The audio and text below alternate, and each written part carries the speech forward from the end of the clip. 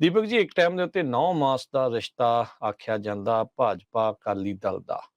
ਅਕਾਲੀ ਦਲ ਦੇ ਸਰਪ੍ਰਸਤ ਜਿਹੜੇ ਆ ਪ੍ਰਕਾਸ਼ ਬਾਦਲ, ਉਹ ਤਾਂ ਇਸ ਦੁਨੀਆ ਦੇ ਉੱਤੇ ਨਹੀਂ ਰਹੇ, ਪਰ ਹੁਣ ਚਰਚਾਵਾਂ ਇਹ ਚੱਲ ਰਹੀਆਂ ਆ ਵੀ ਅਕਾਲੀ ਦਲ ਭਾਜਪਾ ਦੇ ਘਨੇੜੀ ਚੜਨ ਨੂੰ ਕਾਹਲਾ ਆ।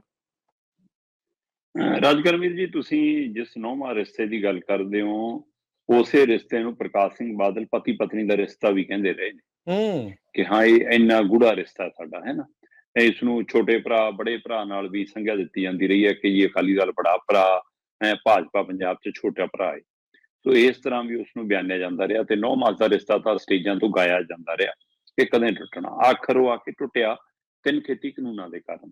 ਜਦੋਂ ਇਹ ਰਿਸ਼ਤਾ ਟੁੱਟਿਆ ਸੀ ਤਦ ਵੀ ਕੋਈ ਸਿਆਸੀ ਮਜਬੂਰੀ ਨਹੀਂ ਸੀ, ਤਦ ਵੀ ਕੋਈ ਸਿਆਸੀ ਪਹਿਲੂ ਨਹੀਂ ਸੀ ਕਿ ਹਾਂ ਕਿਸੇ ਕੁਰਸੀ ਨੂੰ ਲੈ ਕੇ ਲੜਾਈ ਹੋਵੇ, ਦੋ ਪਾਰਟੀਆਂ 'ਚ ਕਿਸੇ ਅਹੁਦੇ ਨੂੰ ਲੈ ਕੇ ਲੜਾਈ ਹੋਵੇ। ਬੇਸ਼ੱਕ ਪੰਜਾਬ ਦੇ ਵਿੱਚ ਜਦੋਂ ਅਕਾਲੀ ਬੀਜੇਪੀ ਦੀ ਸਰਕਾਰ ਬਣੀ, ਪ੍ਰਕਾਸ਼ ਸਿੰਘ ਬਾਦਲ ਜਦ ਮੁੱਖ ਮੰਤਰੀ ਬਣੇ, ਤਦ ਭਾਜਪਾਈਆਂ ਨੇ ਜ਼ੋਰ ਮਾਰਿਆ ਕਿ ਉਪ ਮੁੱਖ ਮੰਤਰੀ ਦੀ ਕੁਰਸੀ ਤਾਂ ਸਾਨੂੰ ਮਿਲ ਜਾਵੇ।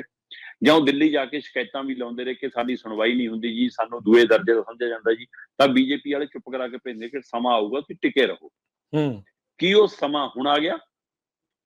ਕਿਉਂਕਿ ਜਦੋਂ ਇਹ ਗੱਠਜੋੜ ਟੁੱਟਦਾ ਹੈ ਤਦ ਲੋਕਾਂ ਦੇ ਦਬਾਅ ਕਾਰਨ ਟੁੱਟਦਾ, ਨਾ ਕਿ ਕੋਈ ਸਿਆਸੀ ਹੋ ਜਾ ਪਹਿਲੂ ਸੀਗਾ ਕਿ ਕੋਈ ਪਾਰਟੀ ਦੇ ਵਿੱਚ ਅਹੁਦਿਆਂ ਦੀ ਖਿੱਚੋਤਾਣ ਨਹੀਂ ਸੀ ਕਿ ਜਿਸ ਕਾਰਨ ਇਹ ਟੁੱਟਿਆ ਜੀ। ਉਹ ਤਾਂ ਲੋਕਾਂ ਦੇ ਡਰ ਕਾਰਨ, ਛਿੱਤਰਾਂ ਦੇ ਡਰ ਕਾਰਨ, ਲੋਕਾਂ ਵੱਲੋਂ ਦੂਰ ਹੋਣ ਕਾਰਨ ਕਿ ਮੁੜ ਕੇ ਪੰਜਾਬ 'ਚ ਵੜਨ ਜੋਗੇ ਨਹੀਂ, ਸ਼ਕਲ ਦਿਖਾਉਣ ਜੋਗੇ ਨਹੀਂ, ਉਸ ਕਾਰਨ ਅਕਾਲੀ ਦਲ ਨੇ ਤੋੜਿਆ। ਨਹੀਂ ਕਿਹੜਾ ਟੱਬਰ ਚਾਹੂਗਾ ਕਿ ਸਾਡੀ ਨੂੰਹ ਦਿੱਲੀ ਦੇ ਵਿੱਚ ਮੰਤਰੀ ਬਣੀ ਹੋਵੇ ਤੇ ਅਸੀਂ ਉਹਨੂੰ ਵਾਪਸ ਬੁਲਾ ਲਈਏ। ਸੋ ਇਸ ਲਈ ਉਹ ਸਾਰਾ ਉਹ ਕਾਰਨ ਸੀਗਾ। ਤੇ ਉਸ ਤੋਂ ਬਾਅਦ ਕਈ ਵਾਰ ਕੋਸ਼ਿਸ਼ਾਂ ਵੀ ਹੋਈਆਂ, ਪਰ ਜਿਹੜੇ ਪੰਜਾਬ ਦੀ ਬੀਜੇਪੀ ਦੀ ਲੀਡਰਸ਼ਿਪ ਸੀ ਉਹ ਕਹਿੰਦੀ ਹੁਣ ਤਈਆਂ ਤੇ ਹੀ ਬੈਠੇ ਰਹਾਂਗੇ, ਅਸੀਂ ਤਾਂ ਜੀ ਸਾਰੀਆਂ ਤੇ ਲੜਨਾ। ਤੇ ਬੀਜੇਪੀ ਕੇਂਦਰ ਵਾਲੇ ਕਹਿੰਦੇ ਕੋਈ ਨਾ, ਤੁਸੀਂ ਫਿਰ ਤਿਆਰੀ ਕਰ ਲਓ, ਲੜ ਕੇ ਵੀ ਦੇਖ ਲਓ। ਸੋ ਇਸ ਲਈ ਪਿਛਲੀਆਂ ਚੋਣਾਂ ਵੀ ਲੜ ਲਈਆਂ, ਹੁਣ ਵਾਲੀ ਜਿਮਨੀ ਚੋਣ ਵੀ ਲੜ ਲਈ। ਜਦੋਂ ਸੰਗਰੂਰ ਜਿਮਨੀ ਚੋਣ ਹੋਈ ਤਦ ਬੀਜੇਪੀ ਦੀਆਂ ਵੋਟਾਂ ਅਕਾਲੀਆਂ ਨਾਲੋਂ ਵੱਧ ਨਿਕਲੀਆਂ ਜੀ। ਤੇ ਇਸੇ ਤਰ੍ਹਾਂ ਜਦੋਂ ਜਲੰਧਰ ਜਿਮਨੀ ਚੋਣ ਹੋਈ ਤਾਂ ਜਦੋਂ ਵੋਟਾਂ ਦੀ ਗਿਣਤੀ ਚੱਲ ਰਹੀ ਸੀ ਤਦ ਕਿੰਨਾ ਸਮਾਂ ਬੀਜੇਪੀ ਦਾ ਉਮੀਦਵਾਰ ਅਕਾਲੀ ਦਲ ਤੋਂ ਮੂਹਰੇ ਰਿਹਾ। ਇਸ ਨੂੰ ਲੈ ਕੇ ਖਾਸੀ ਚਰਚਾ ਹੁੰਦੀ ਰਹੀ ਕਿ ਲੈ ਬਾਈ, ਇਹ ਤਾਂ ਇੱਥੇ ਵੀ ਸੰਗਰੂਰ ਵਾਲੀ ਹੋਣ ਜਾ ਰਹੀ ਆ। ਚਲੋ ਆਖਰ ਨਤੀਜੇ ਆਏ, ਨਤੀਜਿਆਂ ਦੇ ਵਿੱਚ ਅਕਾਲੀ ਦਲ ਦਾ ਉਮੀਦਵਾਰ 30ਵੇਂ ਨੰਬਰ ਤੇ, ਬੀਜੇਪੀ ਦਾ ਉਮੀਦਵਾਰ 4ਥੇ ਨੰਬਰ ਤੇ ਆਇਆ।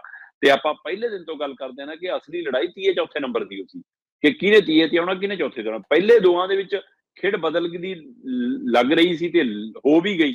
ਕਾਂਗਰਸ ਕਿਸੇ ਸਮੇਂ ਸ਼ੁਰੂ ਦੇ ਵਿੱਚ ਬਹੁਤ ਮੂਹਰੇ ਲੱਗ ਰਹੀ ਸੀ, ਪਰ ਅਖੀਰਲੇ 2-3 ਦਿਨ ਜਾ ਕੇ ਜਿਵੇਂ ਉਹਨੇ ਮੈਦਾਨ ਛੱਡਤਾ ਜਾਂ ਜਿਵੇਂ ਆਮ ਆਦਮੀ ਪਾਰਟੀ ਨੇ ਪੂਰਾ ਜ਼ੋਰ ਲਾਤਾ, ਚਾਹੇ ਉਹ ਪਾਰਟੀ ਪੱਧਰ ਤੇ, ਚਾਹੇ ਸਰਕਾਰੀ ਪੱਧਰ ਤੇ, ਚਾਹੇ ਉਹ ਪੈਸੇ ਦੀ ਤਾਕਤ, ਚਾਹੇ ਉਹ ਸਮੇਂ ਦੀ ਤਾਕਤ, ਚਾਹੇ ਉਹ ਬੰਦਿਆਂ ਦੀ ਤਾਕਤ, ਸਾਰਾ ਕੁਝ ਜਿਵੇਂ ਝੋਕਿਆ ਤੇ ਅਗਲੀ ਸੀਟ ਕੱਢ ਕੇ ਲੈ ਗਏ। ਤੇ ਕਾਂਗਰਸ ਨੂੰ ਮੂੰਹ ਦੀ ਖਾਣੀ ਪਈ 5 ਹਲਕਿਆਂ 'ਚ ਐਮਐਲਏ ਹੁੰਦਿਆਂ ਵੀ। ਉਸੇ ਤਰ੍ਹਾਂ 30 ਚੌਥੇ ਨੰਬਰ ਦੀ ਲੜਾਈ ਸੀ ਅਕਾਲੀ ਦਲ ਔਰ ਬੀਜੇਪੀ ਵਿਚਾਲੇ। ਤੇ ਉਹਦੇ ਵਿੱਚ ਬੇਸ਼ੱਕ ਉਸ ਸਥਿਤੀ ਦੇ ਵਿੱਚ ਅਕਾਲੀ ਦਲ ਆਪਣੇ ਆਪ ਨੂੰ 30 ਨੰਬਰ ਤੇ ਦਿਖਾ ਕੇ ਸੰਤੁਸ਼ਟ ਹੋ ਲਵੇ ਕਿ ਹਾਂ ਦੇਖੋ ਜੀ, ਅਸੀਂ ਤਾਂ 1,58,000 ਤੋਂ ਵੱਧ ਵੋਟ ਲੈ ਗਏ, ਬੀਜੇਪੀ ਵਾਲੇ ਤਾਂ 1,34,000 ਲੈ ਕੇ ਗਏ। ਪਰ ਇਹ ਸੱਚਾਈ ਨਹੀਂ ਹੈ, ਇਹ ਅਸਲੀ ਸੱਚਾਈ ਨਹੀਂ ਹੈ। ਸੱਚਾਈ ਅਸਲ 'ਚ ਹੋਰ ਹੈ ਜੀ। 9 ਵਿਧਾਨ ਸਭਾ ਹਲਕੇ ਨੇ, 9 ਵਿਧਾਨ ਸਭਾ ਹਲਕਿਆਂ 'ਚੋਂ 5 ਕਾਂਗਰਸ ਕੋਲ ਸੀ, 4 ਆਪ ਕੋਲ ਸੀ। ਇਹਨਾਂ 9 ਦੇ ਵਿੱਚੋਂ ਆਮ ਆਦਮੀ ਪਾਰਟੀ 7 'ਚ ਮੂਹਰੇ ਹੋ ਗਈ। ਇਹਦਾ ਮਤਲਬ ਆਪਣੇ 4 ਤੋਂ ਇਲਾਵਾ 3 ਹੋਰ 'ਚ ਵੀ ਬਾਜੀ ਮਾਰ ਗਈ ਜੀ। ਇੱਥੋਂ ਬੰਦਾ ਸੋਚਦਾ ਕਿ ਦੂਏ ਨੰਬਰ ਤੇ ਜੇ ਕਾਂਗਰਸ ਆਈ ਆ ਤਾਂ ਇਹਦਾ ਮਤਲਬ ਘੱਟੋ ਘੱਟ 2 ਹਲਕਿਆਂ 'ਚ ਤਾਂ ਕਾਂਗਰਸ ਮੂਹਰੇ ਹੋਣੀ। ਫਿਰ ਕਾਂਗਰਸ 9 ਦੇ 9 ਹਲਕਿਆਂ 'ਚ ਕਿਸੇ ਵੀ ਹਲਕੇ 'ਚ ਮੂਹਰੇ ਨਹੀਂ ਸੀ। 7 ਹਲਕਿਆਂ 'ਚ ਆਮ ਆਦਮੀ ਪਾਰਟੀ ਔਰ 2 ਹਲਕਿਆਂ 'ਚ ਬੀਜੇਪੀ ਮੂਹਰੇ ਰਹੀ ਆ। ਠੀਕ ਹੈ। 19 ਦੇ 19 ਉਮੀਦਵਾਰਾਂ ਦੇ ਵਿੱਚੋਂ 2 ਵਿਧਾਨ ਸਭਾ ਹਲਕਿਆਂ 'ਚ ਜਲੰਧਰ ਲੋਕ ਸਭਾ ਦੀ ਜਿਮਨੀ ਚੋਣ 'ਚ ਭਾਜਪਾ ਸਭ ਤੋਂ ਮੂਹਰੇ ਹੋ ਕੇ ਨਿਕਲੀ ਆ। ਮਤਲਬ ਭਾਜਪਾ ਦੀ ਜਿਹੜੀ ਨੀਤੀ ਸੀ, ਸ਼ਹਿਰੀ ਵੋਟਰ, ਵਪਾਰੀ ਵੋਟਰ, ਹਿੰਦੂ ਵੋਟਰ, ਉਹਦੇ 'ਚੋਂ ਕਾਮਯਾਬ ਹੋ ਗਏ। ਅਗਲਿਆਂ ਦੀ ਖੇਡ ਬਣਦੀ ਦਿਖਦੀ ਹੈ, ਚਾਹੇ ਚੌਥੇ ਨੰਬਰ ਤੇ ਆਏ, ਪਰ ਜਿਹੜੀਆਂ ਸ਼ਹਿਰਾਂ 'ਚੋਂ ਵੋਟਾਂ ਕੱਢਣੀਆਂ ਸੀ ਅਗਲਿਆਂ ਨੇ ਖਿੱਚ ਲਈਆਂ। ਉਹ ਸ਼ਹਿਰ ਦੀਆਂ 4 ਸੀਟਾਂ ਦੇ ਵਿੱਚ ਅਕਾਲੀ ਦਲ ਨਾਲੋਂ ਮੂਹਰੇ ਰਹੇ ਨੇ। 4 ਵਿਧਾਨ ਸਭਾ ਹਲਕਿਆਂ 'ਚੋਂ ਅਕਾਲੀ ਦਲ ਦੇ ਉਮੀਦਵਾਰ ਤੋਂ ਮੂਹਰੇ ਰਹੇ ਨੇ ਤੇ 4 ਦੀਆਂ 4 ਸ਼ਹਿਰੀ ਨੇ, ਤੇ ਉਹਨਾਂ 'ਚੋਂ 2 ਉਹ ਨੇ ਜਿਨ੍ਹਾਂ 'ਚੋਂ ਸਭ ਤੋਂ ਮੂਹਰੇ ਰਹੇ ਨੇ। ਜਲੰਧਰ ਉੱਤਰੀ ਦੇ ਵਿੱਚ ਭਾਜਪਾ ਨੂੰ 31,549 ਵੋਟਾਂ ਪਈਆਂ, ਜਦੋਂ ਕਿ ਆਮ ਆਦਮੀ ਪਾਰਟੀ ਨੂੰ ਉੱਥੇ 30,290 ਵੋਟਾਂ ਪਈਆਂ ਤੇ ਅਕਾਲੀਆਂ ਨੂੰ ਉੱਥੇ ਸਿਰਫ 6500 ਵੋਟ ਪਈ ਹੈ। ਇਸੇ ਤਰ੍ਹਾਂ ਜਲੰਧਰ ਸੈਂਟਰਲ ਦੇ ਵਿੱਚ ਭਾਜਪਾ ਨੂੰ 269 ਵੋਟਾਂ ਪਈਆਂ, ਹੂੰ 25,000, ਤੇ ਜਦੋਂ ਕਿ 24,716 ਵੋਟ ਪਈ ਹੈ ਆਮ ਆਦਮੀ ਪਾਰਟੀ ਨੂੰ, ਤੇ ਇੱਥੇ ਅਕਾਲੀਆਂ ਨੂੰ 5,025, 25,000 ਉੱਥੇ 5,000। ਇਸੇ ਤਰ੍ਹਾਂ ਜਲੰਧਰ ਕੈਂਟ ਦੇ ਵਿੱਚ 17,000 ਤੋਂ ਵੱਧ ਵੋਟ ਲੈ ਗਈ ਭਾਜਪਾ, ਤੇ ਅਕਾਲੀਆਂ ਨੂੰ ਪਈ 14,000 ਵੋਟ। ਇਸੇ ਤਰ੍ਹਾਂ ਜਲੰਧਰ ਪੱਛਮੀ ਚ ਭਾਜਪਾ ਲੈ ਗਈ 21,000 ਤੋਂ ਵੱਧ ਵੋਟ, 21,826, ਲਗਭਗ 22,000, ਤੇ ਇਹਨਾਂ ਨੂੰ ਪਈ ਆ 6294, ਲਗਭਗ 6300 ਵੋਟ। ਸੋ ਇੱਥੇ ਸਮਝ ਲਓ। ਤੇ ਫਿਰ ਇਸ ਲਈ ਇਸ ਨਤੀਜੇ ਤੋਂ ਬਾਅਦ ਜਿੱਤਣ ਵਾਲੀ ਧਿਰ ਨੂੰ ਵੋਟਾਂ ਪਈਆਂ 34%, ਆਮ ਆਦਮੀ ਪਾਰਟੀ ਨੂੰ 3 ਲੱਖ ਤੋਂ ਵੱਧ ਵੋਟ ਲੈ ਕੇ ਗਈ।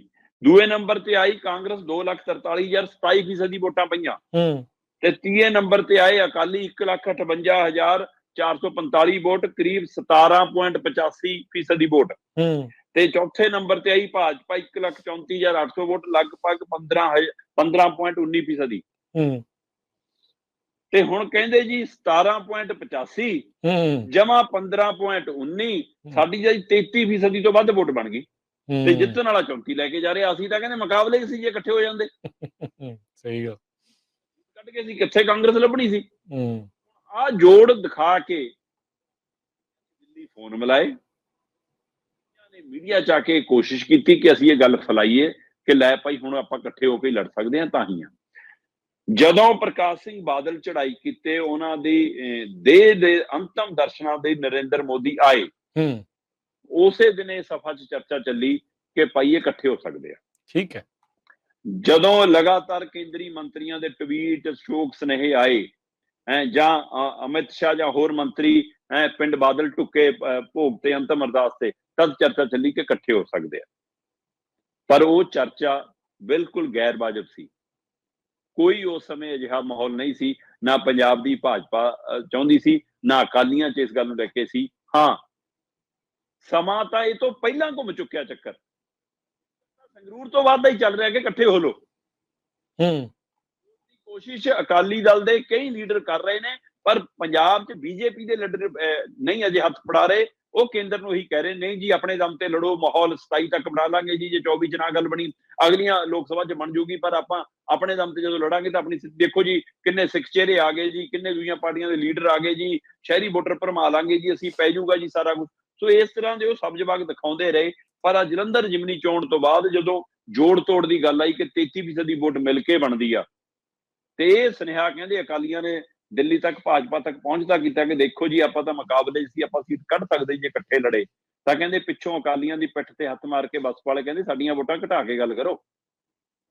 ਕਿਹੜੀਆਂ ਤੁਸੀਂ 17% ਦੀ ਵੋਟਾਂ ਦੀ ਗੱਲ ਕਰਦੇ ਹੋ, ਜੇ ਤੁਹਾਡੀਆਂ 7 ਵੀ ਨਾ ਹੋਣ ਸ਼ਾਇਦ, ਕਿ ਸਾਡੀਆਂ ਹੀ ਪਈਆਂ ਨੇ ਜਿੰਨੀਆਂ ਪਈਆਂ ਨੇ, ਥੋੜੀ ਤਾਂ ਪਈਓ ਨਹੀਂ।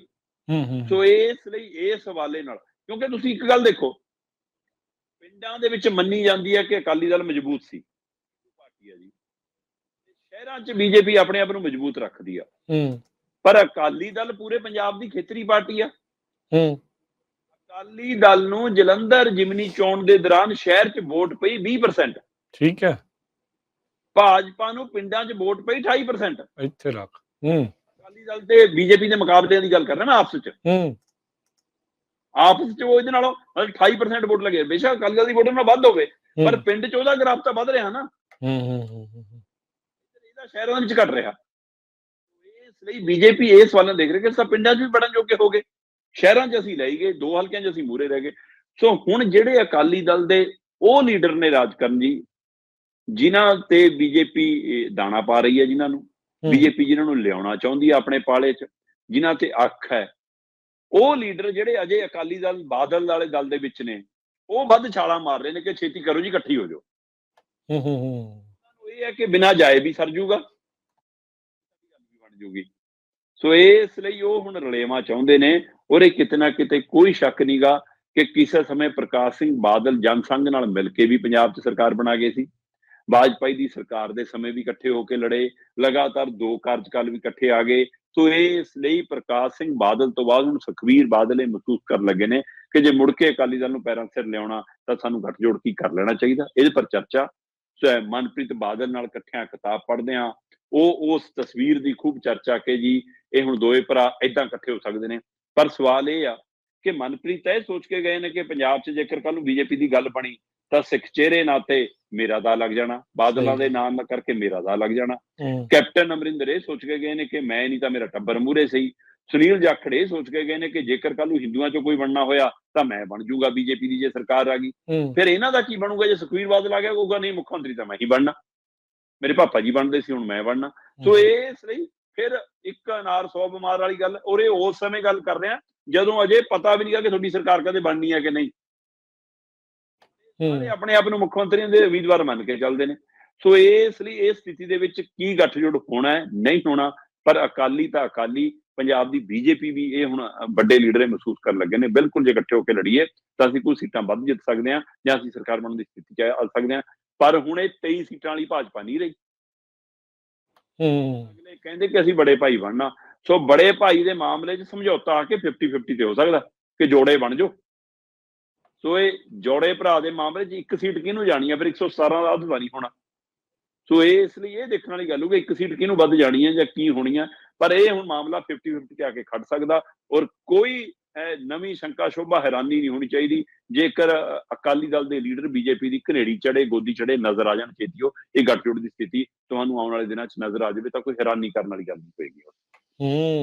ਜੀ ਜੀ, ਦੇਖੋ ਕਿ ਬਣਦਾ ਕੀ ਹੈ, ਇਹਨਾਂ ਦਾ ਹੋਣਾ ਕੀ ਆ। ਹਰ ਇੱਕ ਜਾਣਾ ਉਸ ਸੱਤਾ ਦੀ ਉਸ ਕੁਰਸੀ ਦੇ ਵੱਲ ਨੂੰ ਦੌੜ ਦੇ ਵਿੱਚ ਲੱਗਾ ਹੋਇਆ ਆ। ਚਾਹੇ ਆਪਸ ਦੇ ਵਿੱਚ ਕਹਿ ਲਓ ਵੀ ਐਥਿਕਸ ਜਿਹੜੇ ਉਹ ਮਿਲਦੇ ਨਾ ਹੋਣ, ਪਰ ਇੱਕ ਕੁਰਸੀ ਦੇ ਲਈ ਇਕੱਠੇ ਹੋਣ ਨੂੰ ਤਿਆਰ ਨੇ।